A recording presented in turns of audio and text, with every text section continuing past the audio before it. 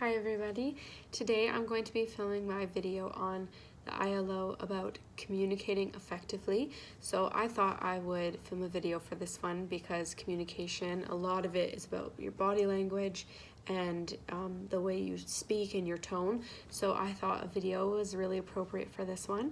I figured that today I was going to use an example from my DBT workshop that I did. So I have borderline personality disorder and I have dealt with it for years and years and years, and just at the end of last year, beginning of this year, I decided to go into a pretty intensive therapy called DBT, which is dialectical behavior therapy, and it is one of the only therapies.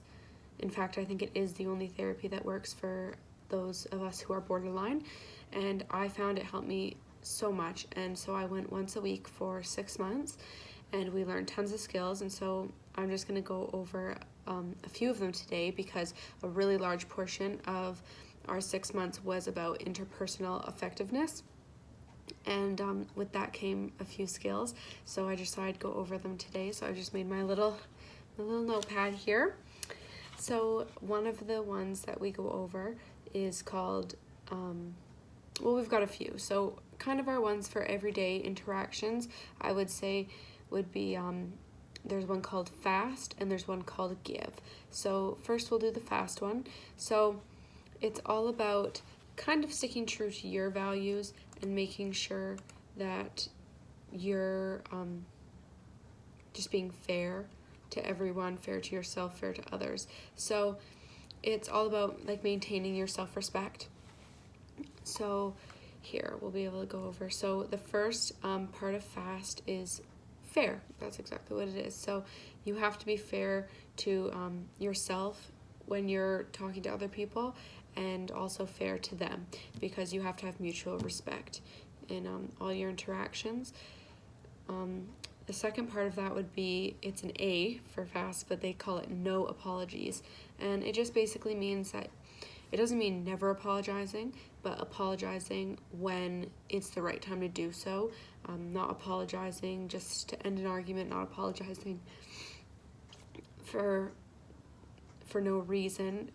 Always apologize with a reason, but don't sacrifice your self-respect in apologizing. The S in fast is sticking to your values. So you always want to just stay true to who you are, stay true to what you believe in, not having to compromise that, not having to deteriorate that in order to get along with people. You always want to be true to yourself because that helps all your relationships thrive. And the T in fast is truthful. So you want to be truthful to other people, you want to be truthful to yourself, make sure you're not exaggerating or minimizing something in your own head. And these skills are really, really important for everyday communication, but especially in a conflict. And then we've got give. So give, the first one is gentle. So you want to be gentle in your approach. You don't want to come off too strong when you're talking to people or when you're arguing. You want to definitely be gentle, but and it just leads to more open communication between both parties. So the I in give is interested. So you know when you're having a conversation with someone and they're not interested at all in what you're saying, and you feel like you should stop talking because it doesn't really feel like it's going anywhere. So in order for other people to not feel that way, you definitely, long day at work, you definitely want to be interested in what the other person's saying. So that includes your body language, includes your answers to them, just making sure you're listening and appearing interested, but also being interested in what they're saying and having a conversation with things that people are passionate about. The V in give is for validate. So not only just like make sure the other person's hearing you, like, oh yeah, cool, but it's really to like validate what they're saying and really make sure you're listening, and maybe ask questions. Maybe that's, if someone tells you something disappointing, maybe voice that, like, wow, that's really disappointing, like, I'm really sorry, that's so frustrating, and make sure they're heard. And the E in give is for easy manner. So you definitely just want to be relaxed, comfortable, approachable. Don't want to look too defensive, don't want to be too wound up. And this helps a lot in your communications. So those ones are kind of for like just like small arguments, big arguments, just like kind of just things in general, just regular conversation. But then there's a skill called Dear Man, and Dear Man is all about how to ask for things in a respectful and effective way. And so we're with the first one for Dear Man. It's an acronym again. So describe. So you want to describe the situation in a very simple way. You want to make sure that you're giving the facts.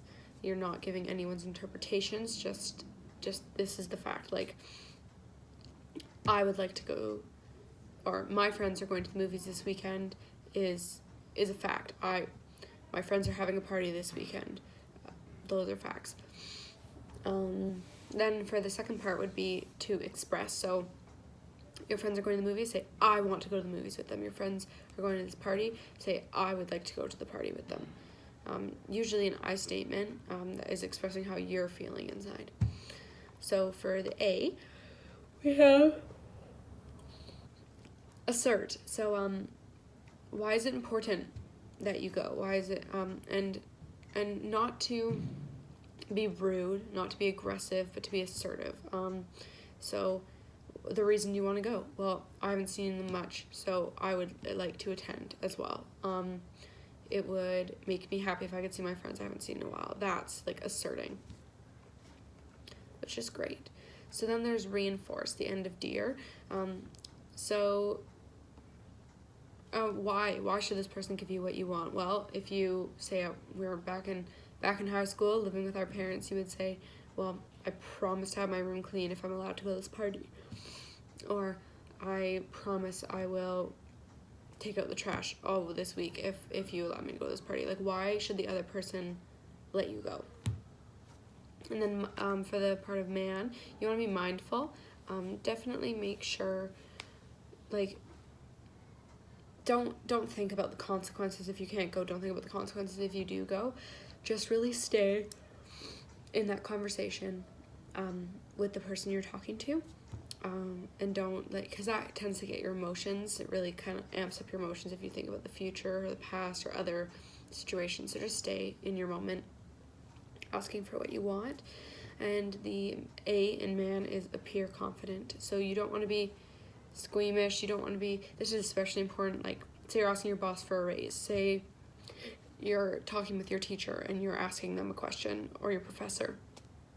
You don't want to be down and hunched over, and it just doesn't present well. So straighten up your shoulders and sit up and make sure you're talking to them and appear confident and make eye contact, and don't be quiet. Don't be too quiet. Like, make your voice heard. And then the N is to negotiate. So say they say, I'm not really okay with what you've asked for. You can say, well, in that case, this is what I can offer you. Like, yeah, just like a good old bargain, basically. Like, negotiate and make sure that everyone's happy. And that is the end of Dear Man. So yeah, this was one part of 6 months of intense training, and I really enjoyed all of it, and honestly helped me so much in my relationships with my friends and family especially. But they're just good tips really for anyone to have, like just some basic conversational tips, and yeah, it was really great. So I'm so glad I got to share this with you. Thank you.